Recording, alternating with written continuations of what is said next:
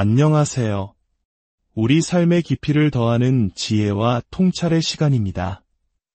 혹시 살면서 마음속 깊은 곳까지 서늘하게 만드는 사람을 만나본 적 있으신가요?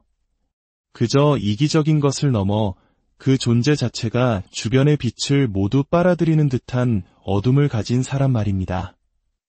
오늘 우리는 인간 본성의 가장 어두운 그림자, 바로 악성 나르시시스트에 대해 이야기 나누고자 합니다.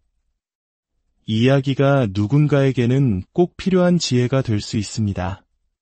잠시 시간을 내어 구독과 좋아요를 눌러주신다면 이 지식의 빛이 더 많은 분들에게 닿을 수 있을 겁니다. 여러분의 작은 행동 하나하나가 상처받은 영혼에게 큰 위로와 힘이 될 수 있습니다. 이 시간을 통해 여러분의 마음에 평온과 명철함이 깃들기를 기원합니다.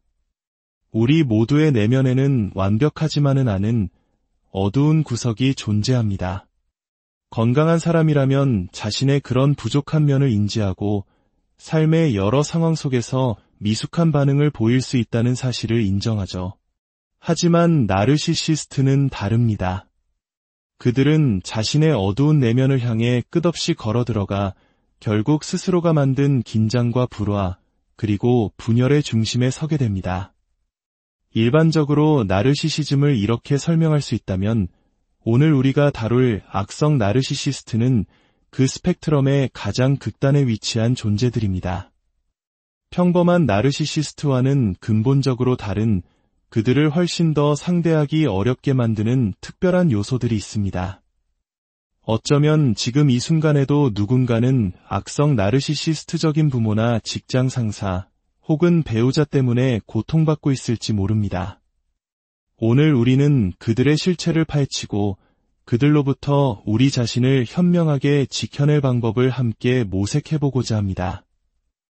악성 나르시시스트를 구별짓는 가장 첫 번째 특징은 정서적 유대의 전면적인 결여입니다. 물론 그들 중 일부는 당신과 깊은 관계인 것처럼 교묘하게 연기하는 데 능숙할 수 있습니다. 함께 무언가를 하거나 당신에 대해 호기심을 보이는 척하며 환심을 사려 하죠. 하지만 그들의 마음속 깊은 곳에는 단 하나의 생각만이 자리 잡고 있습니다.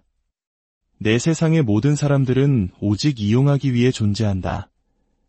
그들은 타인을 도구로 여기는 비범한 조종자들이며 겉으로는 사교적으로 보일지라도 본질적으로는 철저한 외톨이의 사고방식을 가지고 있습니다.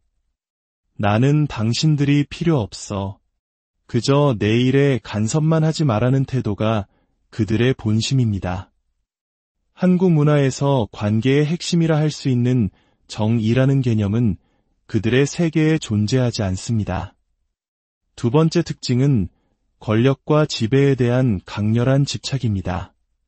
그들은 부드러움, 온화함, 혹은 타인을 보살피는 능력 자체가 없습니다. 그들의 유일한 관심사는 자신이 상황을 통제하고 있다는 것을 모두에게 각인시키는 것입니다. 내가 이곳의 지배자이며 당신은 그걸 알아야 한다는 메시지를 끊임없이 발산합니다.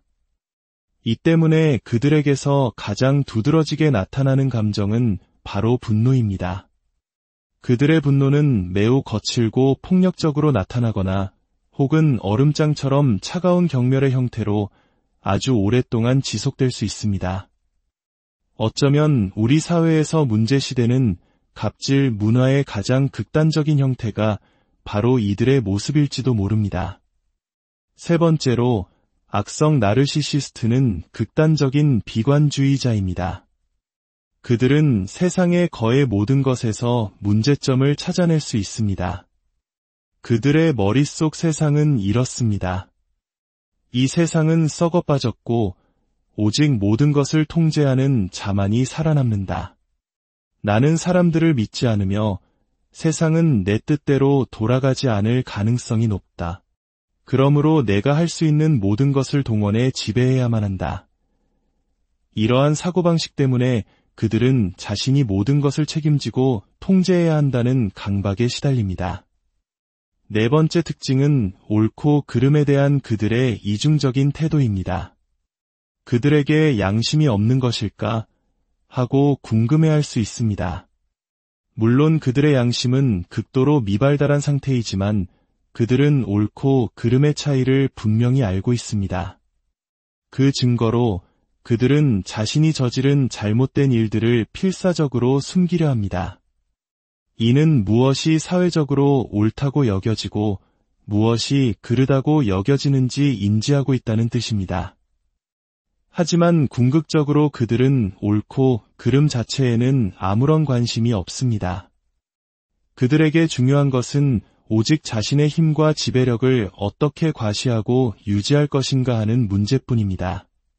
다섯 번째로, 그들은 자신의 냉혹함과 무자비함에 자부심을 느낍니다. 만약 당신이 그들에게 맞선다면 그들은 속으로 이렇게 생각할 겁니다. 넌 상대를 잘못 골랐어.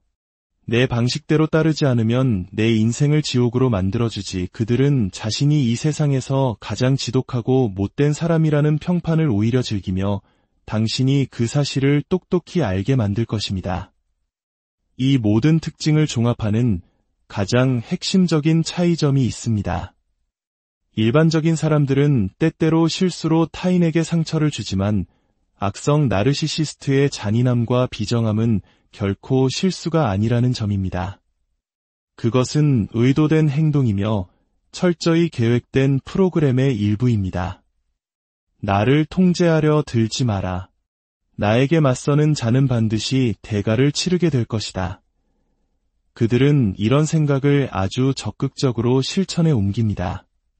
그들의 잔인함은 성격의 결함이 아니라 그들 존재의 본질 그 자체인 것입니다. 그들은 타인의 불행과 몰락을 보며 기쁨을 느낍니다. 심리학에서 말하는 사덴프로이데를 노골적으로 즐기는 것이죠. 당신이 그들 때문에 관계가 망가지고 돈을 잃고 삶이 파괴되고 있다고 호소해도 그들은 눈 하나 깜짝하지 않을 겁니다. 오히려 내가 운이 없었을 뿐이야. 그건 내 알바 아니니 알아서 극복해라고 말할 뿐입니다. 이런 사람과는 이성적인 대화나 타협이 절대로 불가능합니다. 그렇다면 이런 성향은 타고나는 것일까요? 아니면 만들어지는 것일까요?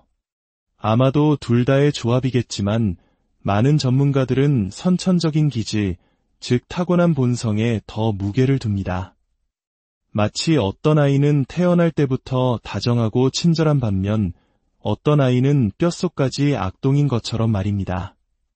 이런 아이가 성장 과정에서 제대로 된 유대관계를 형성하지 못하고 타인에게 공감하는 능력을 전혀 배우지 못하면 그 어두운 성향은 시간이 갈수록 증폭되어 끔찍한 결과를 낳게 됩니다.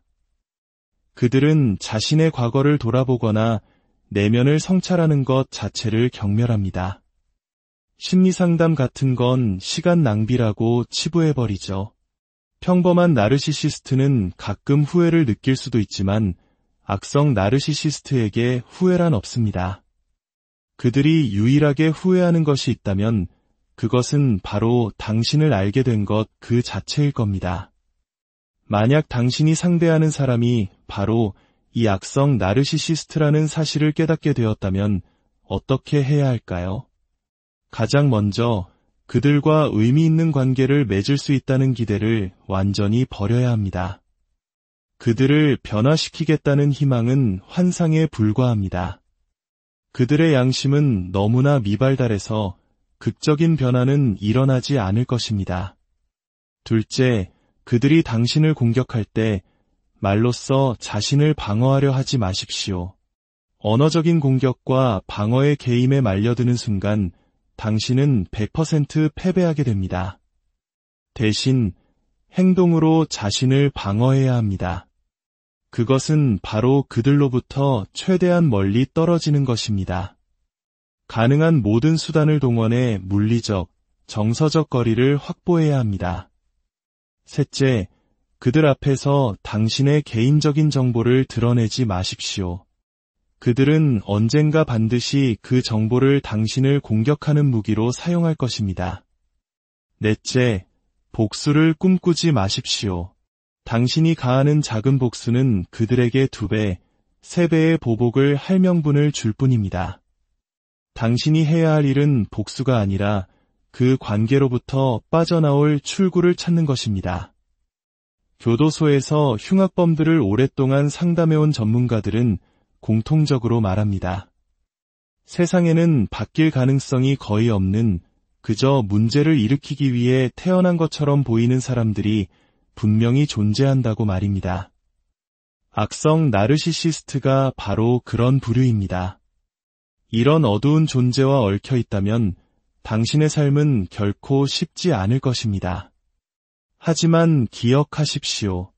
그들이 당신을 전혀 돌보지 않기 때문에 당신은 더욱더 자기 자신을 돌봐야만 합니다. 당신의 필요와 감정, 그리고 당신의 경계를 지키는 것이 무엇보다 중요합니다.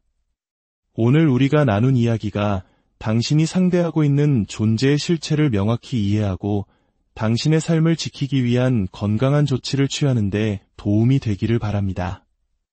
어두운 현실을 직시하는 것은 고통스럽지만 그 현실을 알아야만 비로소 우리는 평온을 향한 첫걸음을 내디딜 수 있습니다. 부디 오늘의 이야기가 여러분의 삶의 지혜의 등불이 되어 평온으로 나아가는 길을 밝혀주기를 진심으로